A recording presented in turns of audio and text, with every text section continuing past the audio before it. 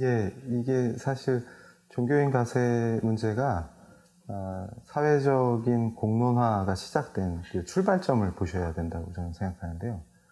사실 뭐 그때마다 여당이나 집권 세력은 바뀌어왔지만 이게 처음 문제가 제기될 때의 공론화 과정에서는 종자연이 제일 중요한 역할을 했고, 그리고 종자연과 함께 했던 분들, 또 연대했던 분들이 또 어떤 성격의 정치적 목표를 갖고 있냐, 그 다음에 또 교회를 어떻게 보고 있냐 하는 것을 봐야 합니다. 그러니까 제가 볼 때는 한국 사회의 적으로 교회를 규정을 한 상태에서 교회를 공격하기 위한 목적으로 처음 공론화가 됐다는 것에 좀 주목할 필요가 있고요. 그래서 이걸 또 국민들께서 오해하실 수 있는 게, 교회는, 목사님들이나 교회는 왜 세금 내는 걸 싫어하냐, 이렇게들 생각하고 있는데, 이게 굉장히 잘못된 상식이라는 거죠.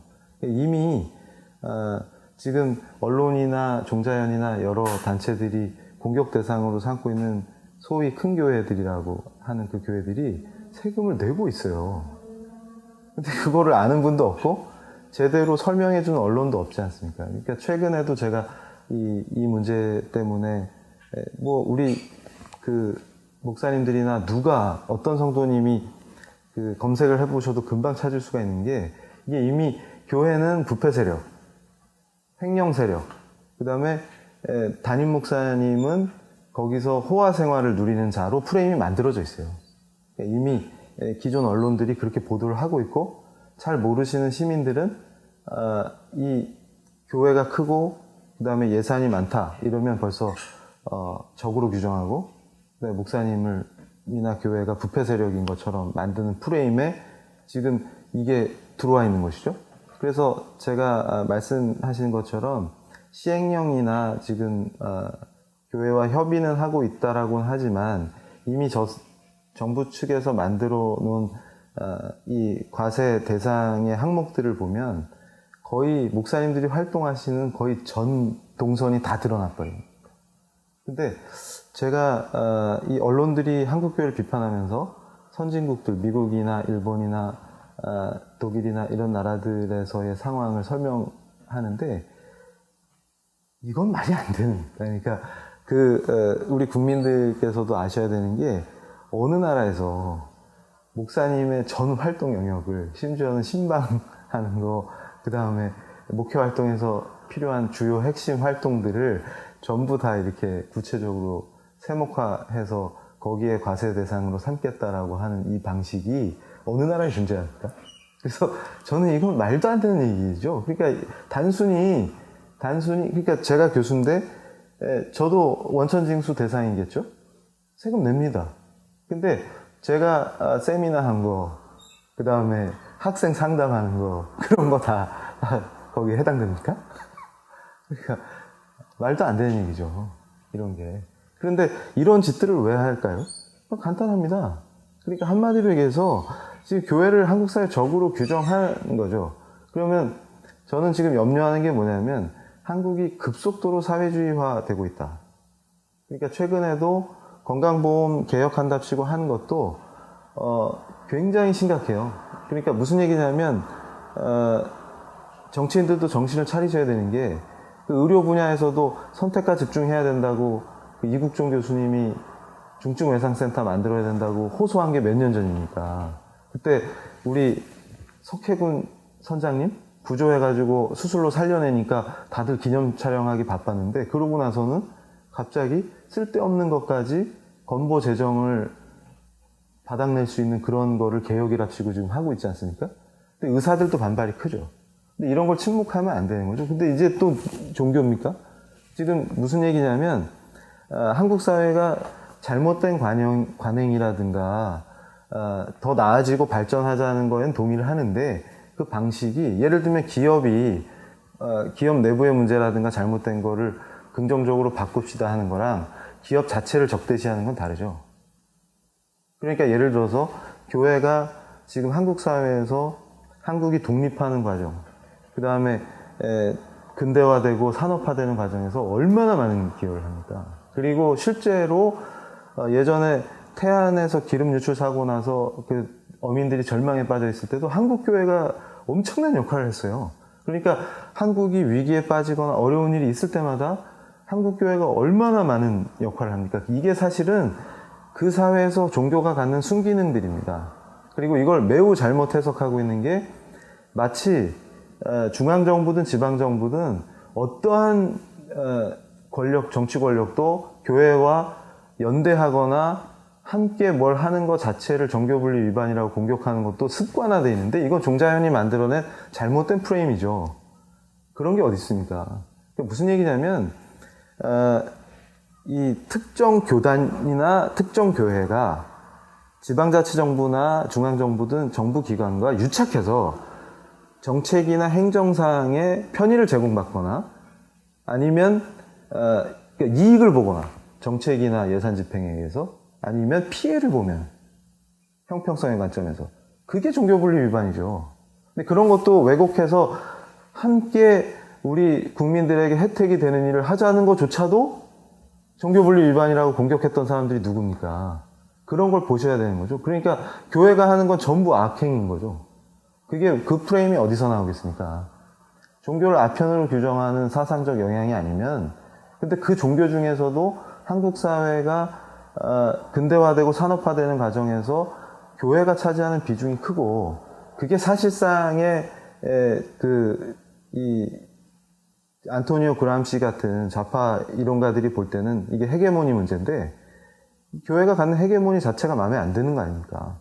헤게모니라는 거는 그 사회의 지적, 도덕적 영향력을 얘기하고 지도력을 얘기하는 건데 교회가 그 지역사회의 지도력을 갖고 있는 게 왜 나쁩니까?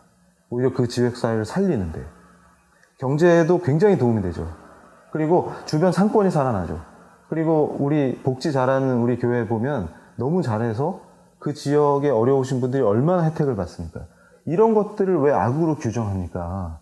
그런데 그런 것들은 놔두고 그러니까 사실상 이게 세금을 내고 안 내느냐의 문제가 아니라 세금 이외에 엄청난 걸 지금 교회가 지역사회나 한국사회를 향해서 많이 내놓고 있어요. 어떤 집단도 교회만큼 하지 않습니다. 철저하게 분석해 보세요. 통계를 보세요.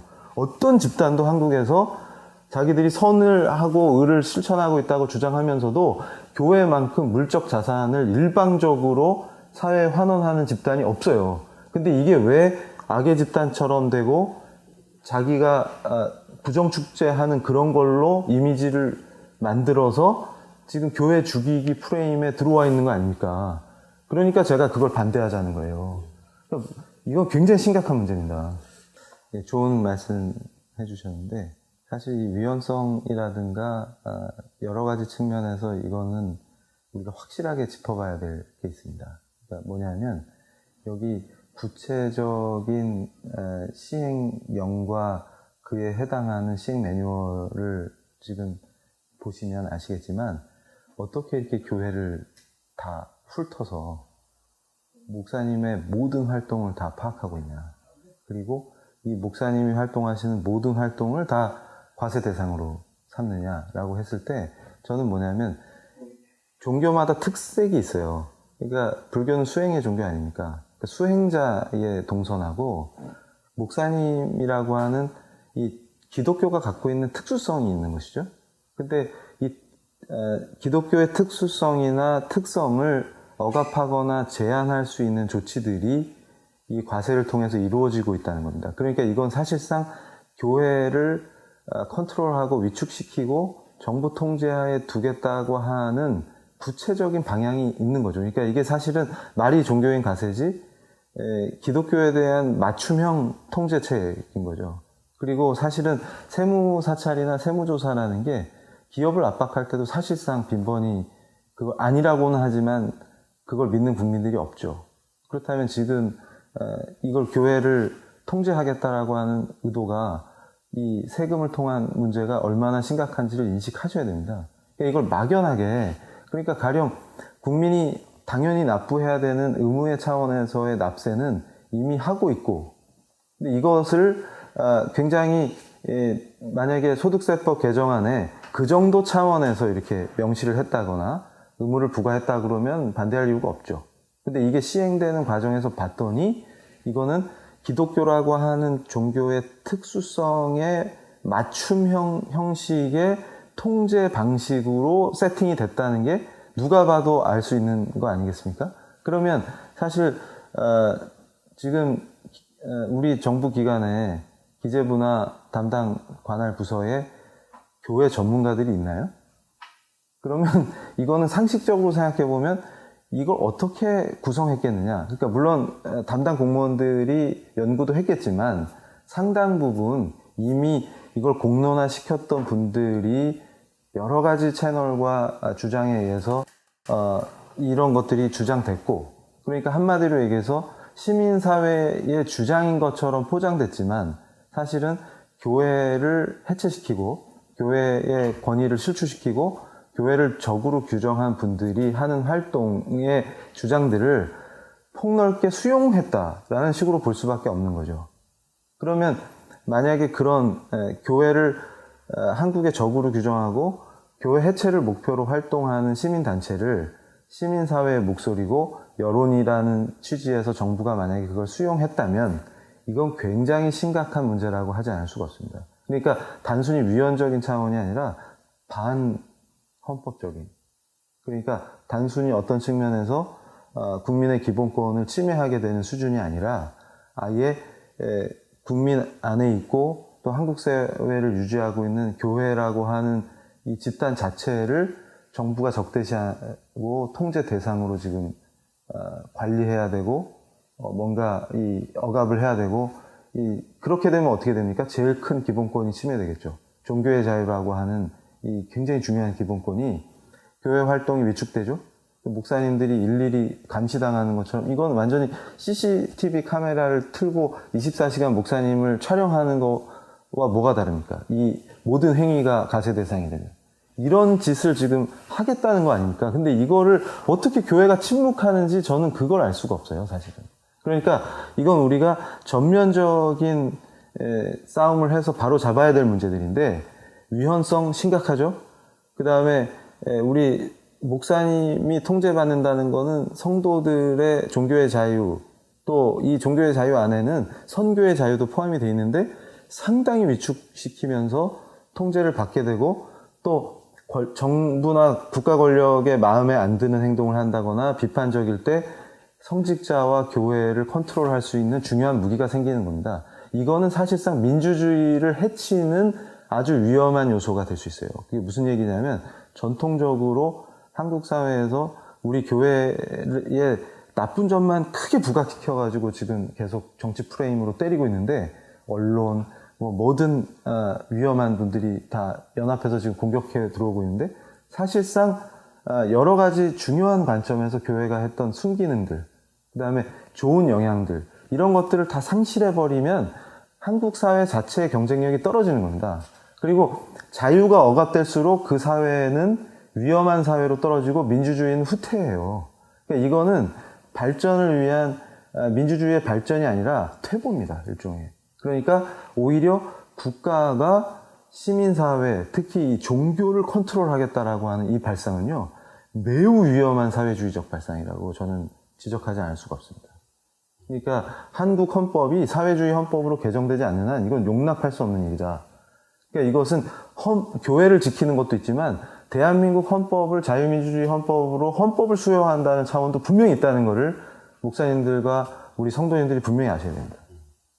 저는 사실 지금 말씀하신 것처럼 소탐 대실, 그러니까 이걸 계산한다는 것 자체가 저로서는 납득이 안 가는 거죠. 왜냐하면 이게 교회에게 어떤 이익이 되고 손해가 되느냐, 이걸 무슨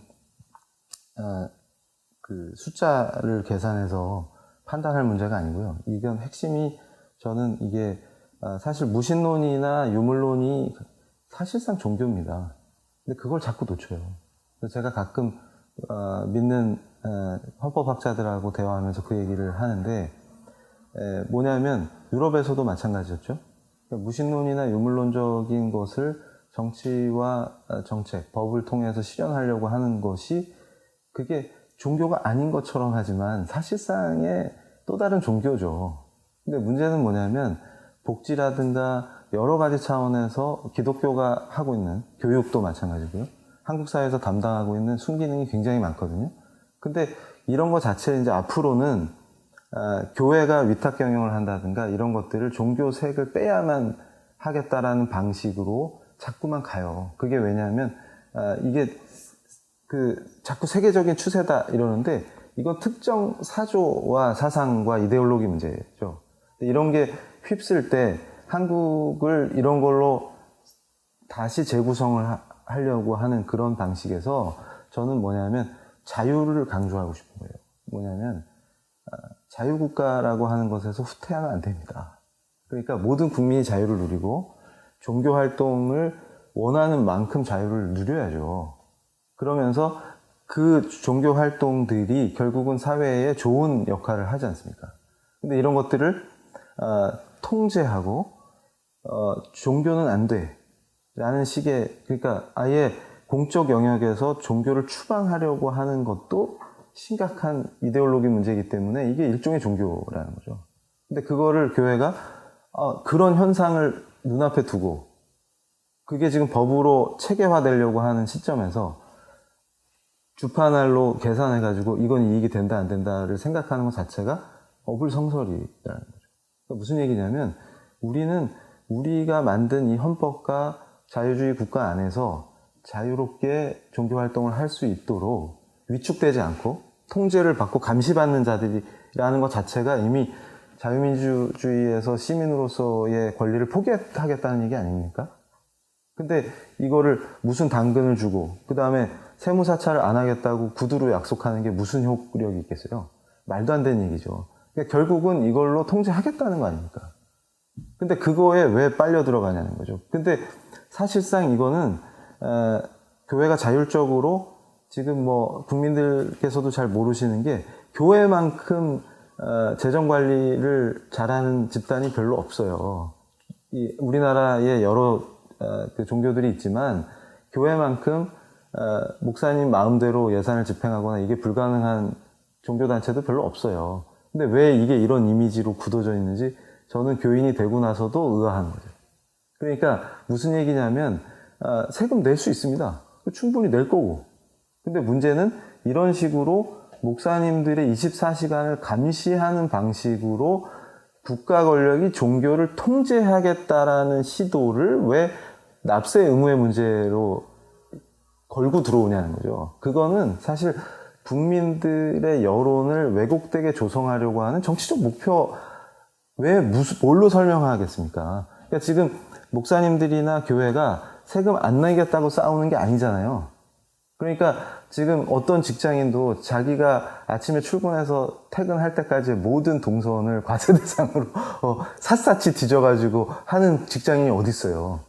그거 말도 안 되는 얘기죠. 오히려 자영업자들이 지금 과세할 때 피해 나가는 게 훨씬 많지 않습니까? 전문직 자영업자들 생각해 보세요. 근데 오히려 그런 문제는 놔두고 왜 엉뚱한 지금 목사님들이 타겟이 됐냐를 정치적 관점에서 생각을 해보시라는 거예요. 그리고 그걸 교회가 타협해도 될 문제인가, 그것이. 그러니까 단순히 이건 세금 내면 되지. 그리고 주판을 튕겨봤더니 어떤 면에서는 이익이 되던데 이런 문제로 접근하면은 교회가 스스로 그 사회에서 갖고 있는 지도력을 다 해체시키고 찌그러지거나 소멸되겠다라는 길에 서로 손붙잡고 동참하는 거나 다름이 없는 것이죠. 예, 이게 사실은 제가 보는 관점이 뭐냐면 당장 질문 속에도 있었지만 대표 7개 종교들이 색깔도 다르고 성향도 다르고 추구하는 바도 다르고 이게 사실 보장되는 게 자유 아니겠습니까? 각자의 스타일대로 각자가 원하는 방식으로 종교 활동을 한다. 이거지 않습니까? 근데 당장 이런 걸 버림으로 인해서 종교 간 갈등도 만들어지죠? 그 다음에 종교 내부 갈등도 만들어지죠? 그러니까 지금 사실은 사회 통합을 해서 한국 사회가 지금 사회 통합을 위한 길로 가야 되는데 이거는 종교 간 분쟁 만들어내고 종교 내부 분쟁도 만들어내고 이런 방식이 아닙니까? 그러니까 지금 이게 발상 자체가 철저하게 출발선에서 잘못됐다는 게 무슨 얘기냐면 우리가 자유롭게 자유국가의 시민답게 자유롭게 종교 활동을 하는데 하다 보면 우리가 헌법이나 우리 법 체계를 벗어난 짓은 할 수 없는 거지 않습니까? 그러니까 이걸 판단하셔야 돼요. 그러니까 애초에 국가 권력이 판단하는 옳음, 이게 맞는 거야 라고 하는 그 틀 안에 자유를 희생하고 다 집어넣어서 붕어빵처럼 찍느냐. 그게 아니라 인간이 하는 짓이기 때문에 하다 보니까 일탈하는 자들이 나올 때 이걸 법이 제재하고 문제 삼느냐, 이 차이를 생각해 보시면 돼요. 간단합니다. 그러니까 예를 들어서 굉장히 자유가 보장되고 자율이 보장돼서 활동하는 가운데에서 가령 어떤 특정 종단의 종교인이 횡령을 했다든가, 이건 범죄죠. 횡령이나 이런 것들은. 근데 그런 문제가 발생하면 얼마든지 법으로 제재가 가능하고, 그 다음에 사후적으로 법이 개입할 여지가 있습니다. 그러니까 무슨 얘기냐면 이 자유주의적인 법 사상의 출발점이라고 할 수 있는 게 타인에게 피해를 끼치는 그 해악의 원칙이죠. 그러니까 무슨 얘기냐면 법 질서에 반하는 어떤 행위를 했다든가 사회적 일탈, 법 체계와 법 질서에 반하는 행위를 할 때 국가와 법이 개입해야지, 애초에 국가와 법이 국민의 행동이나 활동을 구속시키는 방식으로 세팅을 해놓고 거기에 국민을 집어넣겠다라고 하는 방식이, 그게 굉장히 헌법 정신에 반하는 짓이다라는 겁니다. 그러니까 무슨 얘기냐면 지금 여러 차례 반복해서 말씀을 드렸지만 목사님들이 기독교라고 하는 고유의 종교 특성상 활동하게 되는 활동 양식을 전부 다 세밀하게 나눠서 과세 대상으로 삼는 이 방식 있지 않습니까? 근데 이게 어떤 세력에 의해서 했느냐라고 하는 것을 궁금해 하실 필요도 없는 것이, 지금 뭐냐면 종교 자체를 해악으로 보는 사상과 이데올로기를 가진 사람들이 대연합을 하고 있는 상태이기 때문에 그런 영향을 여론이랍시고 수용해버리면 그게 이렇게 되는 것이죠. 법과 정책으로 나타나는 것이죠. 근데 그거에 대해서 교회가 어떤 태도를 취해야 하느냐. 명약 관할한 거 아닙니까? 아주 명백한 것이죠. 그러니까 뭐냐면 종교의 자유를 가능한 범위 안에서 최대한 누리는 자유민주주의 국가를 만들어야 되는 게 우리 헌법 정신이니까 헌법을 수호하는 차원에서 그걸 만들고, 종교인들이 해야 될 납세의 의무라든가 국민으로서의 의무도 성실히 하겠다는 거 아닙니까? 지금 누가 그거에 반대해요? 문제는 반대로 거꾸로 되니까 지금 반대하는 것이죠.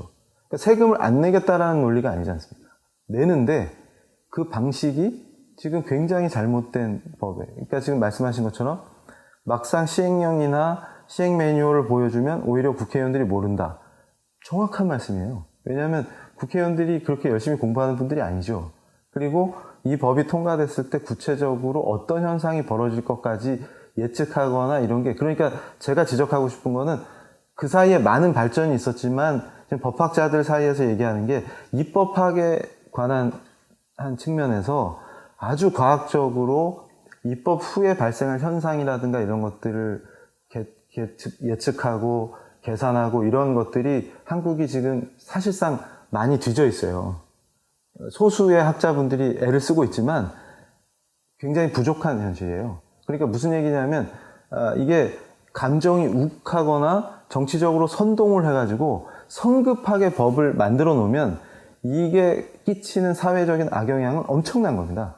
그러니까 정말 제가 묻고 싶은 게 뭐냐면 한국교회가 지금 대한민국이라는 나라와 헌법 정신을 추구할 때 큰 흐름을 지금 보셔야 된다는 거예요. 무슨 얘기냐면 규제와 통제 위주의 국가로 만들 거냐, 자유 중심의 국가인데 일탈 행위만 제재하면서 방지하는 방식으로 갈 것이냐, 큰 틀이죠. 근데 지금 뭐냐면 이 잘못된 관료적 사고가 통제를 강화할수록 이 권한이 세지는 거 아닙니까? 국가 권력이, 정부의 힘이. 근데 그것을 확대하는 방식이 과연 자유민주주의적인 그 가치에 부합하느냐, 헌법 가치에 부합하느냐, 이걸 따져보셔야 되는 거예요. 그러니까 교회는 아까도 말씀드렸지만 단순히 주판알로 지금 이게 돈 계산이 맞느냐를 신경 쓸 게 아니라 지금 대한민국이 만들어져서 지금까지 교회가 했던 수많은 이 사회를 살리고 사회에 좋은 영향을 끼쳤던 그런 모든 영향력과 지도력을 일제히 소거시켜 버려도 좋으냐. 그리고 교회는 정말로 아무 영향력이 없이 삶과 종교는 분리돼서 주일날 그냥 와서 예배 한번 드리는 게 종교고 내 삶은 종교랑 우리 기독교랑 예수님하고 관계없는 삶을 살아도 좋으냐. 그리고 이 성경적 세계관이라든가 우리가 갖고 있는 그 신앙이 전혀 펼쳐지지 않고 내면에만 간직하고 입 닫고 조용히 사는 게 과연 우리가 했던 종교개혁의 개혁주의 정신과 맞느냐. 그걸 스스로 자문해야 되는 거죠, 지금. 그런 상황인 거예요. 그렇게 해서 우리가 피로 세운 이 헌법과 이 체제를 통제국가, 규제 중심의 국가로 만들게 하고 그 다음에 시민사회의 영역을 굉장히 이게 무슨 얘기냐면 제가 말씀을 드리잖아요. 그러니까 과거에 이 국제정치에서도 이 법의 역사를 보시면 금방 표가 나는 게 서유럽과 동유럽을 비교해 보십시오. 서유럽적 발상은 뭐예요? 이 국가라고 하는 체제가 시민사회 중심으로 굉장히 탄탄하게 자율적으로 운영되는, 그러니까 통제와 규제에 의해서 움직이는 이 세상이 아니라 이 민주시민들이 스스로 각성하고 자유롭게 활동하는 그 에너지가 중심이 되고 국가는 그 배경에서 일탈만 컨트롤하면 되는 거 아닙니까? 기업도 자유롭게 하고 교회도 자유롭게 하고. 근데 보세요. 동유럽을 보세요. 통제국가 아닙니까? 그러니까 뭘 원하는 겁니까 지금 대한민국에서? 그걸 명확하게 보셔야 된다는 거예요.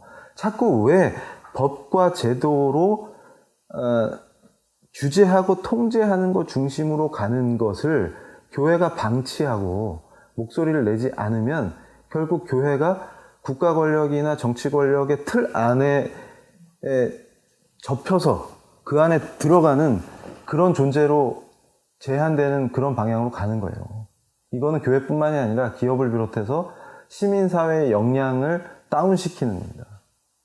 그러니까 저는 뭐냐면 한국이 변화 과정에서 NGO들이 많이 생겼는데요. 이 NGO들이 시민사회를 형성하고 질적 수준을 향상시켜야 되는데 거꾸로 어떤 정치 투쟁이나 이념 프레임을 만들어가지고 특정 이데올로기를 한국 사회에 실현하고 헌법과 법체계를 잠식하려고 드는 이 방식에 교회가 백기를 들고 순응해주면 그것은 제가 볼 때 심각한 위기고 대한민국 자체를 위험에 빠뜨리는 것을 교회가 방치하고 그걸 오히려 돕는 게 된다. 이렇게 말씀드리고 싶습니다.